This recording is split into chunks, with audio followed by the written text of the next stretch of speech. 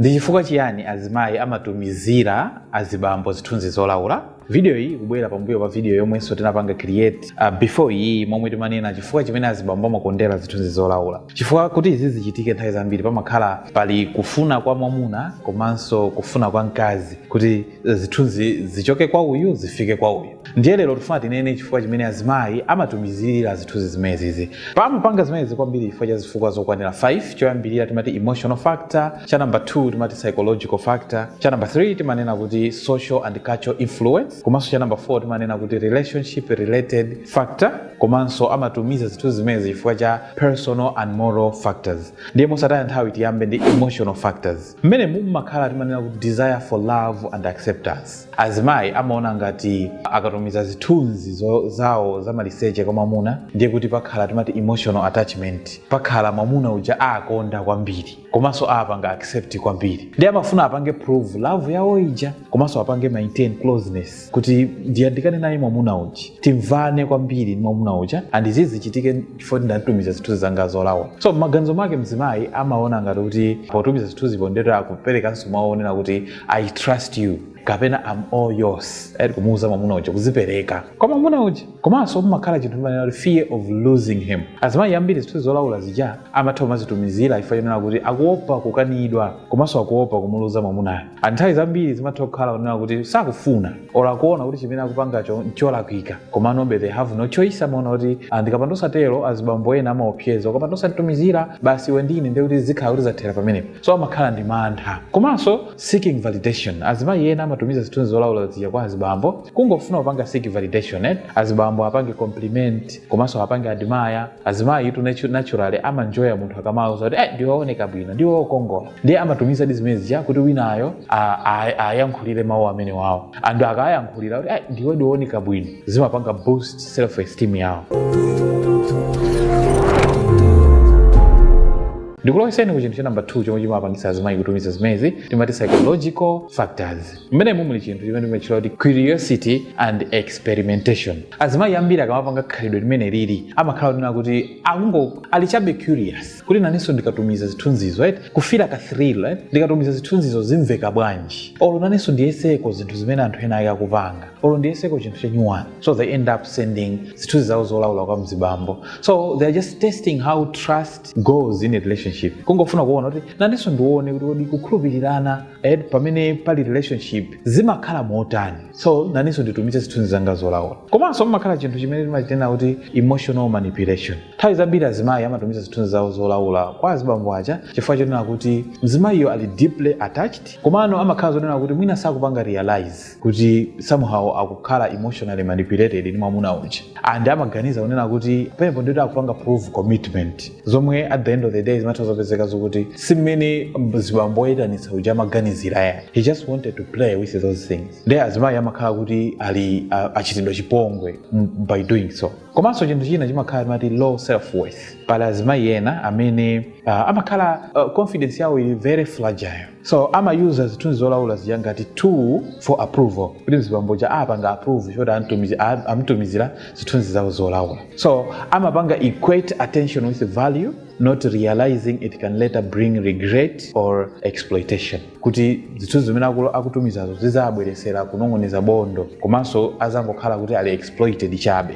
Ndiye ndikupitiseni ku chinthu cha number 3 chomwe chimapangisa azimayi kuti azitumizabe zithunzi zawo zolaula. Ndi chinthu chomwe chija timachitchula kuti social and cultural influence. Mmene muli chinthu timanena kuti pressure from modern dating culture. Masiku ano malingana ndi mmene dziko lili kuyendera anthu timatha kumazaona ngati kuti ndi some fashion kutero. It's just okay, everybody else is doing it. So naninso ndisapange bwanji. Tikuzoona ma social media, timazionera ma movies amene ife timaonera, because those things condition our mind. Zimakhala zikusintha kaganizidwe kathu. Ndiye wina ake akuona ngati I think now it's okay. So women think it's a way of being free. Amaona ngati ineyo amwe free guy, so don't msanduze chochita ya ineyo I'm free, I can do whatever I want, zimadzetsa confidence mwa ine, komanso I should look sexy kwa anthu ena akandione kuti ineyo I'm sexy, let me send them zithunzi zanga Zolaula. Komanso mmakhala influence from friends or celebrities. Nthawi zambiri imatha kungokhala influence yanzako, tanguntumizira akupempha zimenezo tantumizire basi palibe vuto, inenso ndimantumizira. Andichinanso mnanje akamaona azinzawo akupanga share matupi yawo ama research online freely, and Azimayi ambiri amakhala so attracted, inzanga uja akuonesa atumwa kuti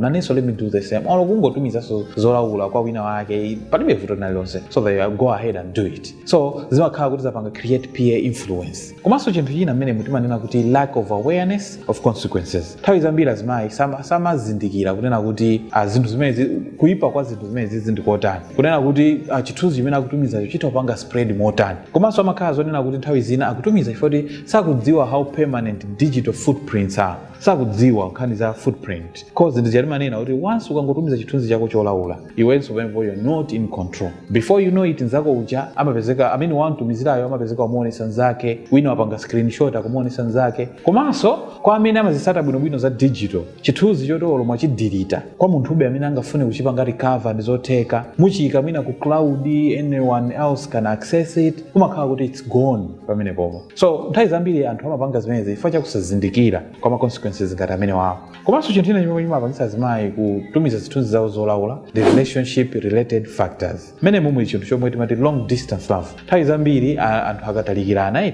ndezi ya kucheza mwakuti zimapangitsa kunena kuti tipange maintain intimacy kapena tipange feel emotional gap pakati pathu chifukwa yonena kuti physical presence palibe, so they end up kumajambulana kumayimbirana ma video calls, wina ali maliseche olo kumatumizana zithunzi Zolaula. Chinanso chimakhala timati emotional blackmail. Pamakhala anthu ena ake amene azibambo ena amatha kumpasa pressure Mzimayi, ukapandosa ntumizira nziyatanena kale chibwezi cha ine or banja litha pakati pa iwe ndine, so they use flattery words or kumpangisa wina azizi feel guilt, so amayankhula zinthu zonena kuti kodi sumatikhulupirira nde ukamva mawu amene iwe mantha okaoka, or if you love me prove it, ngatuma ndikonda iwe nditumizire zithunzi zimenezo. And this manipulation push women into doing what they never planned. So zimene zimapangisa kuti Azimayi aja ayambe kupanga zinthu zimene sanafune kuti apange. Komanso mmakhala chinthu chimanena kuti desire to please. Azimayi ena amatumiza zithunzizi cholinga chake kungofuna tu kuwasangalatsa azibambo, ndi amaona ngati mzibambo akupempha kuti aoneza kuti ine ndikantumizira ndo ndimusangalatsa, ndi Azimayi ambirinso amagwera mu trouble ngati imeneyi. Chinthu chomalizira cha number 5 chomwe chimapangisa Azimayi kuti azitumiza or azipanga share zithunzi zawo Zolaula ndi chinthu chomwe timati personal and moral factors. Mene momwe chinthu chimene timachitchula kunena kuti misplaced trust. So some women believe the man will never misuse or share the images. Azimayi amatha kumkhulupirira, okay chabwino, as long as you say kuti suzamuonetsa munthu wina aliyense, okay, so there is misplaced trust, kukhulupirira munthu olakwika. Komanso sadly